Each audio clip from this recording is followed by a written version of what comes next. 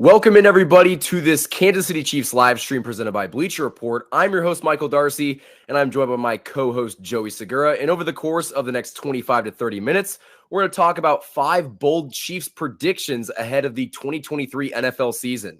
Chiefs Kingdom, we've made it. It is Red Wednesday. That's kind of weird to say, but the Chiefs are the home opener for the NFL to kick off the season this year. They're taking on the Detroit Lions tomorrow night at Arrowhead Stadium in the first football game of the year, a Thursday night football game.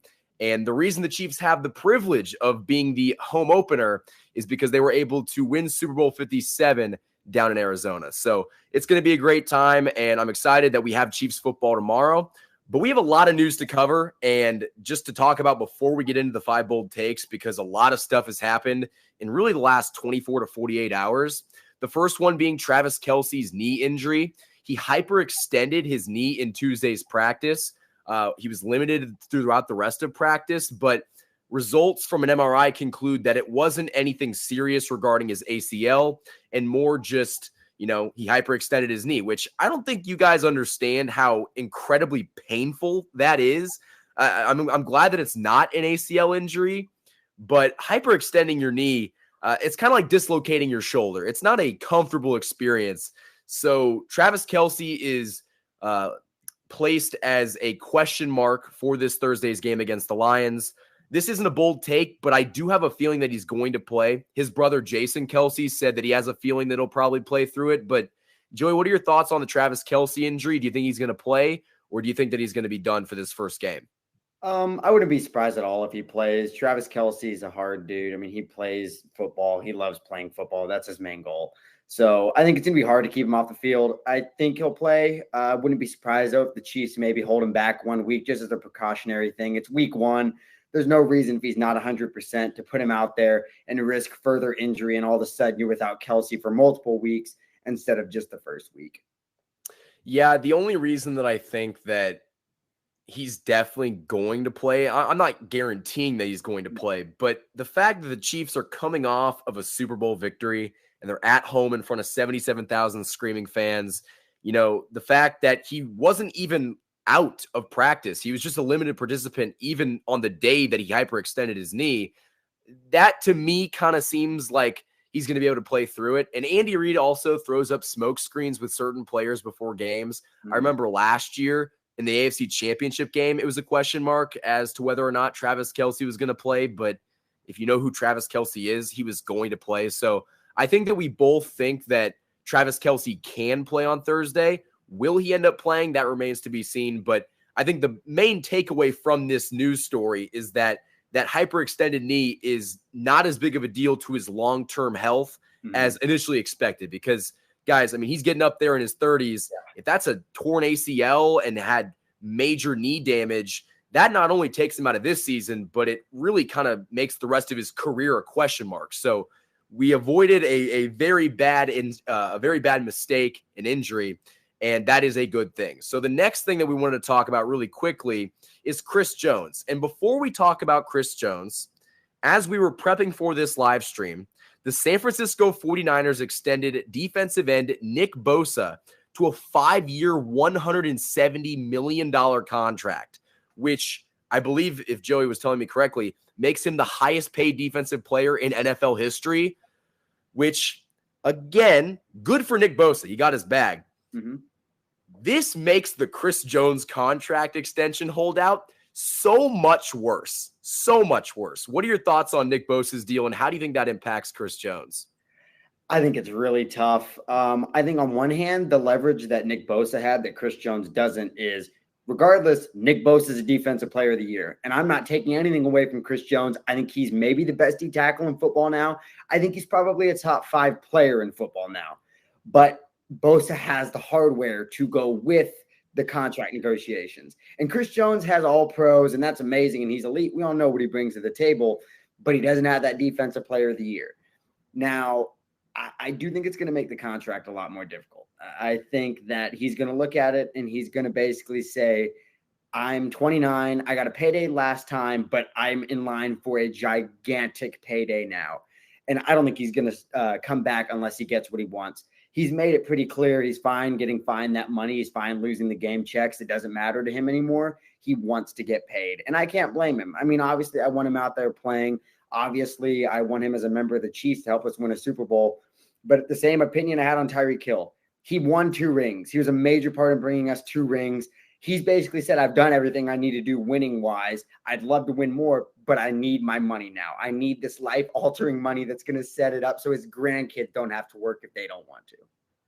Yeah, and I think that we're both very pro-player when it comes to the contract stuff. Like, get your bag, get the most money that you can possibly get, because these guys on a weekly basis are signing up to potentially get paralyzed and lose their lives playing this game that we love. So I think both of us are in agreement that a player should try to get everything out of that and get the most money possible. And Chris Jones is no exception. And if you've heard any of my thoughts on Chris Jones, you would know that I am very pro Chris Jones. I think you don't win these 2 Super Bowls without Chris Jones.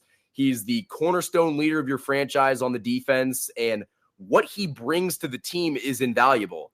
And that's why I think the Chiefs should pay him. I don't know why they messed around, because as we're seeing with some of the other contracts that have been signed, the longer they wait, the harder this is going to be. And the whole reason that I wanted to talk about Chris Jones in the first place is because he came back to Kansas City today to do some charity work with, I think, the Ronald McDonald House, giving out food. So he was back in Kansas City. He talked to the media, had some interesting things to say, an interesting quote that, you can look up. But he also said that he could play Thursday against the Detroit Lions, but it'll need to be worked out, and he's not playing until he gets paid. I think that at this point, guys, if you're under the assumption that Chris Jones is going to play under this current contract, you're not really in tune with the situation. He's not playing until he gets that new check. And do I blame him? No. I think he has really all the financial means necessary to sit out as long as he wants to.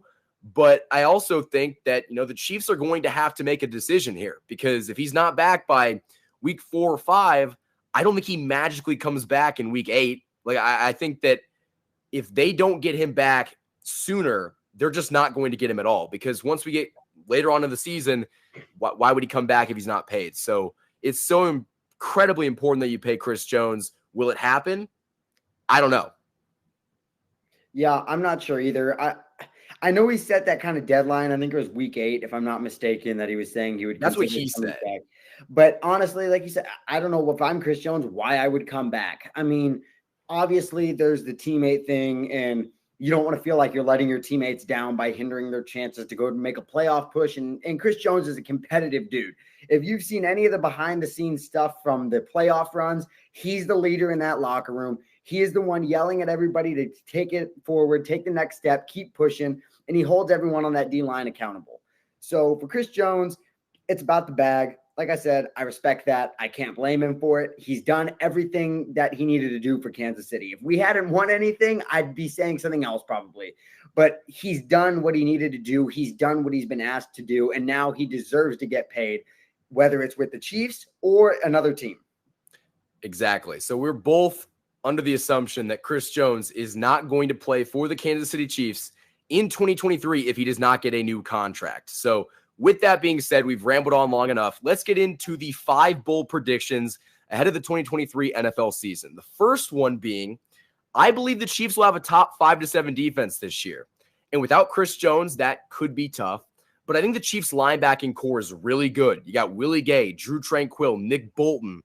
They have a chance to be a top 3 linebacker unit in the NFL. They have a lot of guys that can play great in coverage. Tranquill's a really good coverage linebacker. We know Willie Gay's ability to cover, and Nick Bolton's ability to run downhill and hit quarterbacks and running backs behind the line of scrimmage. That's a scary duo and trio, I guess you could say. And then I think the secondary, although they have a lot of young guys, I like the DBs that they have, and they've been really good so far. And last year, when this defense was really young and inexperienced, you had young guys like Trent McDuffie and Joshua Williams and Jalen Watson step up, and your secondary was pretty good. And I only think they're going to get better. And with Spags, these guys have another year in the system. I think this defense could be top 5 to 7. I agree. I think there's definitely a shot for it. I'm not sure if I'm willing to say it just yet, and the reasoning being the D-line. I think the defensive backs are going to make a huge jump. I really think that McDuffie looked really good. The moment he came in from the injury after week 1, he looked great. I mean, for rookie standards, obviously, he was a good player regardless, but he looked very good for a rookie. And I expect nothing less except for him to continue progressing that way. But I think the D-line is going to make up the major part of what's going to happen with this defense. I think losing Amenahue and Chris Jones, Amenahue until at week 6 or week 7, and then and Chris Jones, we don't know when he'll be back. A lot of it's going to rely on the interior defensive line. So I think it's going to come out to the Farrell, who we just traded for from the Raiders, Mike Dana, and Wharton. It's going to be those 3 guys that are going to be a big-time decision maker to open up lanes for guys like George Karlaftis on the outside to get into the quarterback, because otherwise, as good as I think the defensive backs are and our linebacking core is, it's hard to ask those guys to play defense every single snap with no pressure on the quarterback. They're basically out there getting cardio at that point, and it's just going to be tough to stop that. Yeah, notice how I talked about the linebackers in the secondary, and I didn't talk about the defensive line. I'm worried about this defensive line, but I think the Chiefs are banking on Chris Jones coming back. That might be a dumb thing to bank on, but I think the Chiefs are hoping that he comes back, and once Amenahue comes back after the first 6 games of the season, he'll be okay, and that'll be your pass rush. But like you said, the interior pass rush of Farrell, Noddy, and Wharton, those guys are going to have to carry the load in the beginning because they're going to have to make it easier on a second-year pass rusher in George Karlaftis and Felix Anudike-Uzomah, who hasn't played a snap in the NFL yet. So I think as long as the interior can do their job and at least force a little bit of pressure, it's going to take some of the other pressure off the edges to do their job. But the pass rush is going to be the biggest question and the biggest question mark. But I think that your linebackers and secondary is so good that if the pass rush can pull their weight, this entire defensive unit as a whole is going to be really good. And that's why I think they'll be top 5 to 7. Again, this is a bold prediction, but I think, if you've watched the last couple of years of this defense, they've gotten progressively better every year. And I think that they could take that leap in 2023. Now, the next bold prediction for the 2023 season is one that I think a lot of Chiefs fans will either love or hate. And I think that Justin Ross will have 500 plus yards of offense this year. To the people that love Justin Ross, I'm probably preaching to you. To the people that hate Justin Ross, I'm probably the biggest idiot you've ever heard of. But I do think that Justin Ross is going to have a chance to produce in 2023 purely based on the fact that the Chiefs do not have a number 1 wide receiver. It could be anybody on any given week. And if you look at some of the guys ahead of Justin Ross on the depth chart, Kadarius Toney, he's up in the air. We don't know if he's going to be able to stay healthy for a full 17-game season. And, Richie James has been good. MVS has been good in the past, but neither are guys that are bona fide number 2 or even really number 3 wide receivers. So if Justin Ross can get in and get snaps early, I think we kind of saw in the preseason that Mahomes has some chemistry with Justin Ross. And the talent with Justin Ross, it speaks for itself. He might be the best route runner, the best pure route runner on the team. And if he gets the looks, I mean, there's no telling what he could do. And I think that Justin Ross could definitely have at least 500 yards of offense this season if the Chiefs utilize him correctly. Oh, I absolutely agree. And I feel like this year is almost going to be a dry run for him because let's face it, he's essentially a rookie. Now he's a rookie that knows a lot more than the average rookie because he's been in this locker room for almost 2 years now. So, he's going to know the system, and that's great for him. I think he has a very good chance to, like you said, a lot of the receivers on this roster have medical issues. Kadarius Toney being the main one, and you have younger guys. You're relying on Richie James, Rashee Rice, Sky Moore, and those are question marks. And I'm not doubting any of their talents because I think all of them are solid wide receivers in the National Football League and have potential to be more. But right now, we have to look at what they are, and they're good, probably not great yet. We haven't seen this year, obviously, from guys like Sky Moore or Rashee Rice, but I think Justin's going to have a chance right away. And throughout all of training camp, Mahomes liked Justin Ross. That was his target. He liked him on the deep route too. And the big play potential from Justin Ross is there completely. If he breaks free on a single route, you're the best quarterback in football throwing in the football. Odds are he's going to see him and he's going to be right there. And Mahomes is so good at building relationships with his receivers so that when it comes in time for in-game, he doesn't even need to run the play necessarily. You're out there playing backyard football, and he has that connection with him. Yeah, and I love the potential that Justin Ross brings because I don't want to say that we know what Richie James and MVS are going to be, but we kind of know what they're going to be. You can kind of pencil them in for maybe 500 to 700 yards, and they're good options to have, but they don't really have the star potential that Justin Ross has. And so that's why I'm so excited to see what they have in him, because if Justin Ross comes out here and gets to run with Patrick Mahomes consistently and he gets the offensive reps, he's got the talent and skill set to embarrass a lot of cornerbacks in this league. His route running ability, I mentioned it earlier, is very impressive. If you watched it in the preseason, his route running ability, his contested catch ability, it's just, I think we definitely have something with Justin Ross. My only question with Justin Ross is, can he stay healthy? If he can stay healthy, he will at least get 500 yards of total offense this year in 2023. And I think that is a bold prediction, but I also think it could definitely happen. The third bold prediction may not be so bold. I think the Chiefs offense will lead the NFL in scoring, points per game, and yards per game. The Chiefs with Andy Reid and Patrick Mahomes have been an offensive dynasty, so to speak. They've been towards the top of the league every single year in almost every single offensive metric. But I don't know if they've actually led in all three at once. And if they have, it's been for a brief time. But I think with this offense, you don't really know what the Chiefs defense is going to do. But with the offense, you kind of know they're going to be towards the top of the league. And even if they don't blow you away with some of their numbers on a weekly basis, any NFL fan can look at the Chiefs offense and be like, yep, that's at least a top 2 unit in the NFL, and they're probably not 2. So the Chiefs offense has that ability, but I also think that they can definitely lead the NFL in scoring, points per game, and yards. And with Patrick Mahomes, the reigning MVP, we're going to put up a lot of points and we're going to throw for a lot of yards. So I think that's definitely a safe bet. It might not be a bold prediction, but I definitely think it's going to happen in 2023. And I think I'm going to agree with you. And every year we've seen Mahomes improve in a different way. And that's always a crazy thing to say, because in his first year as a starter, he threw for 50 touchdowns and 5,000 yards. So to improve on that's crazy. But last year, to have just Travis Kelce as your only, what I would consider an elite wide receiver, tight end, your only elite receiving option, it made him a better quarterback. He had to learn to be patient. He didn't have that big play potential as often anymore. He wasn't able to just drop back and, like he always says, F it, Tyreek's down there somewhere. You know what I mean? So now he's been able to get a year of that under his belt. We're going to continue that. And this year he's brought in a group of young, really talented wide receivers that I think all fit his strengths. Adding a possession guy who I consider more of a possession receiver in the Rashee Rice. You have the Justin Ross big play potential. Travis Kelce, who in my opinion is a top 3 receiving option. Forget about wide receiver, tight end. He's top 3 receiving option in football. It's just all there. And you have the greatest offensive mind in modern football with Andy Reid. He's the best at what he does. He could take any quarterback and probably have a top half of the league offense, man. That's just how good Andy Reid is. And he's just been gifted Patrick Mahomes and Travis Kelce to work with behind a good O-line. Now, the O-line is going to be important to me.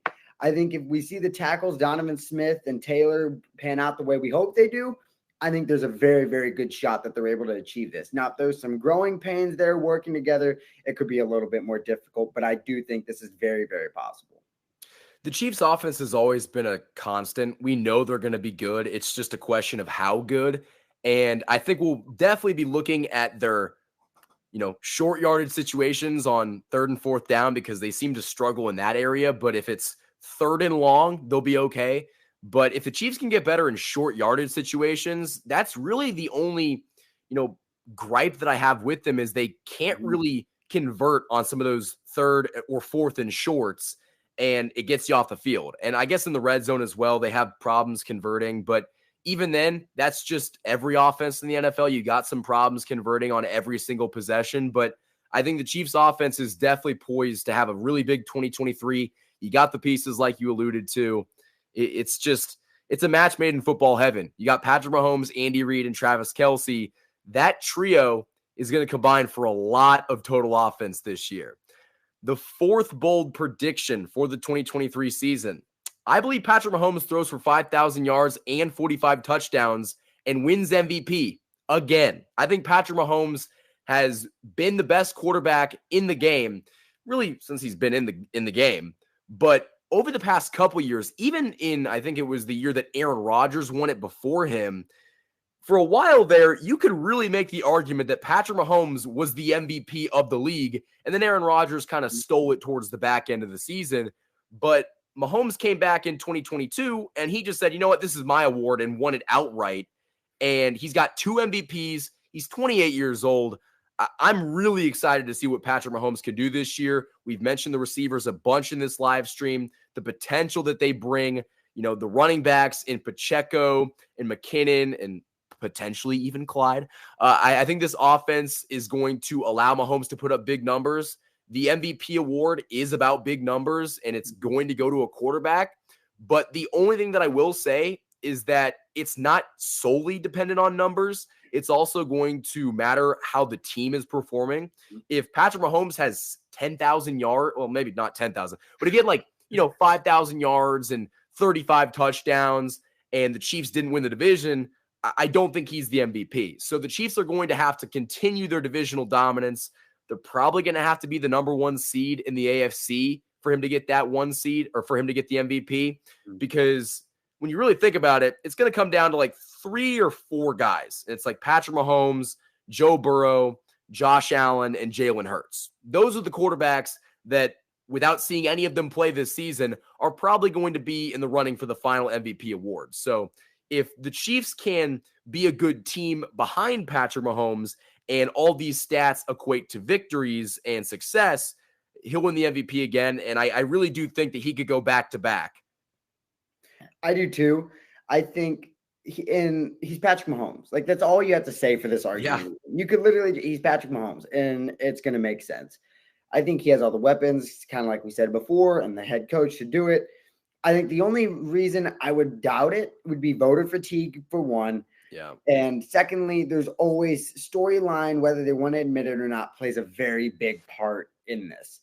So the Chiefs storyline last year, not that it was a huge one, but you did this without Tyreek Hill. Like, everybody in the offseason, even though they want to have revisionist history and say that's not what happened, nobody thought the Chiefs were going to do what they did. Nobody looked at the Chiefs and said, you know what, they're still going to be the 1 seed and make the Super Bowl.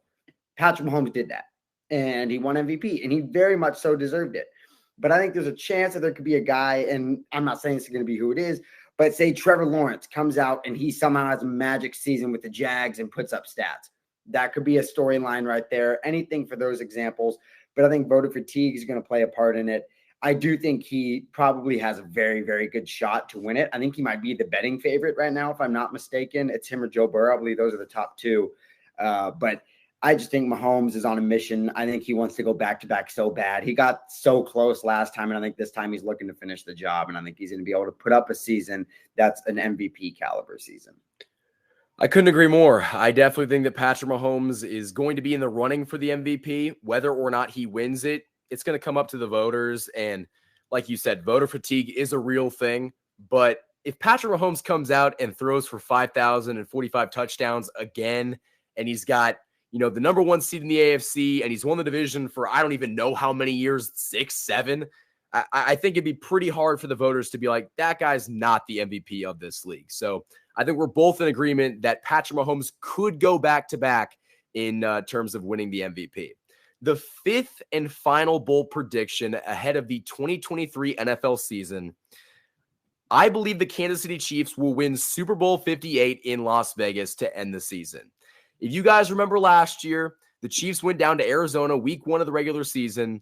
One of the main things that they were talking about on the broadcast is that the Super Bowl was held in Arizona, and that the Chiefs would have a chance to, start and end their season potentially in the same place. And that's exactly what they did, winning both those games, the game in week 1 and Super Bowl 57 against the Arizona Cardinals. And I don't think anything's going to change. I think the Chiefs are going to find a way to get to Las Vegas in February, win Super Bowl 58. At that point, Patrick Mahomes is a 3-time Super Bowl champion before he's 30 years old.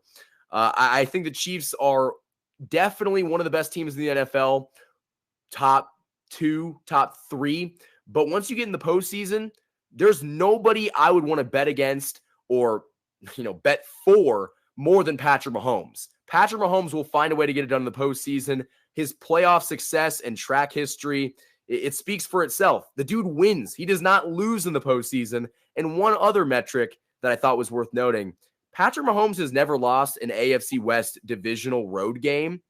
Never lost one. So he's never lost in Las Vegas. Don't think anything's changing. I think the Chiefs are going to take care of business in Las Vegas this year, not only during the regular season, but in the Super Bowl as well. I think there's a very good chance. I just think you look at the AFC and kind of like you said, it's the power conference. Like, let's be honest here. The NFC maybe has 2 or 3 teams that I could realistically see competing with most of the teams in the AFC. If you get out of the AFC, you're the best team in football. I mean, I know that might be a little bit of a stretch because you could say, well, what about the Eagles or the Niners, whoever? I really do believe if you're able to get out of the gauntlet, that's the AFC, where Aaron Rodgers is a quarterback of a pretty solid team, and there's a chance he might not even make the playoffs. You're the best team in the league at that point. So, and let's be honest, Las Vegas is Kansas City territory now. Ever since that construction worker buried that Chiefs flag under Allegiant Stadium when it was made, it's been Chiefs territory. And Mahomes just doubled down and made sure that it is. It's like their second home. It's Arrowhead West is essentially what it is. So I'm not too worried about whoever comes out of the NFC, because the Eagles last year were maybe the best NFC team we've seen in a couple of years, and the Chiefs beat them on a gimpy ankle with the best player in the league. So I think the Chiefs are going to go back-to-back. I think that the last back-to-back chance they had in Tampa left a bad taste in their mouth, and I think they want redemption, and I think they're coming for it this year. Absolutely. And the last team that was able to go back-to-back was the New England Patriots in the early 2000s. Hasn't been done since then. Like you said, the Chiefs had a chance to get it done after winning Super Bowl 54. They lost to Tom Brady in Super Bowl 55. But I think that, this team has all the pieces. They have all the resources. You're going to kind of need Chris Jones back. But, you've got the pieces to pull this thing off. And the only question in my mind is, can everybody stay healthy? Can you maybe get some luck in terms of who you play in the playoffs? Because let's not get it twisted. There's a lot of luck in whoever wins the championship. That's how football works. You're going to get a favorable opponent. The Chiefs playing Jacksonville in the divisional round last year. It was pretty favorable. If you're playing, if you got to go back-to-back against Buffalo and Cincy, you probably don't get to this point. So, it's going to depend on how things shake out. But I also know that the Chiefs have more playoff experience than any other team put together. The Chiefs have been in this moment so many times. Patrick Mahomes has 2 of these things already, and I think that if he can get a third one before he's 30 years old, we're going to have a serious conversation about where he's already at in terms of the greatest quarterbacks of all time. But our final bold prediction that we just mentioned, we have the Chiefs winning Super Bowl 58 down in Las Vegas. That concludes it for our 5 bold predictions ahead of the 2023 season. I guess I will recap really quickly. The first one was that the Chiefs will have a top 5 to 7 defense in the NFL.